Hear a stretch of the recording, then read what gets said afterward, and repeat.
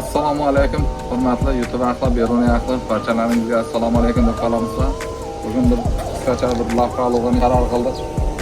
Ko'pchilik xalqimiz sindirish kerakmi, sindiramiz, narxni sindiramiz deyveradilar. Shu narx sindiratoqlarga bag'ishlangan bu videomizda. Shu narxni sindirish uchun sifatini sindirib o'tirish kerak yurtdoshlar. Sifatli narsaning narxi hech vaqt sinmaydi-da. Mana o'zing ham ko'rding, barib ko'rding, boshqalar ham ko'rdim dedim, mana akildik. 570 tane karab çaldım, mana bugun klientimiz maqtam qilgan akildik. O'zim aytaveranda klientlarga keyingi olacak adamlarga aytamiz, keyingi olacaklarga bordim. Yashirmaymiz, akşamda 3-4 yilga borib ko'rdim. Oxirimda shu YouTube'dan ko'rgan bo'yicha telefonlar olib borib ko'rdik. Sifati yaxshi. Tushmayman bo'ldim, gap yo'q. Akşam aytqarimda bunaqa yana onday bir sınır yo'q. 570 tane olgan bo'lsa, bo'lsa endi 100 ga 1-2 dana sınık chiqish kerak. Onday sınık ham hali chiqmadi.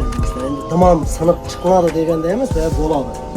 1-2 danadan bor, 1-2 danadan bor. Bu işte başladık. Bo'lsam kusokka sindirishimiz ham qiyin bo'lib turibdi, sifatına gap yo'q. Buni yana nima deydi, azdan go'shtning sho'rvasi tatimas deganda sifatına gap yo'q, bahasam o'zine loyiq. Bahası 6000 so'm yurtdoshlar. Ko'pchilik yerda 5500 so'm aytayotganimizda shu sifatına qarab bo'laveradi. Sifatına qarab bo'laveradi. 500 so'm olsa shu ichine sementini qo'shib turibmiz bizlar. Toshni qaratoq mana. Tosh ham yaldirab turibdi ko'rgan bo'lsanglar. Shaqlarni e'tibor etamiz. Tushirib ko'rsatavering, hech qanday birovdan aytgan emas, negativchilar postoyanli bo'ladi. Hop, biz birovning vajini yomonlashamiz. Prosta mana vajimizga ko'rib, bolokning bahasini qarab, sifatini qarab, bahasi kelib chiqaveradi. Bo'ladi jo'ra? Yaxshi. Qorang dola, tovuqlar, kurkalar bo'lsin. Kelib bir kurka bilan bir kurtiga yemoq nasib etsin. Aytganingiz. Bo'ladi.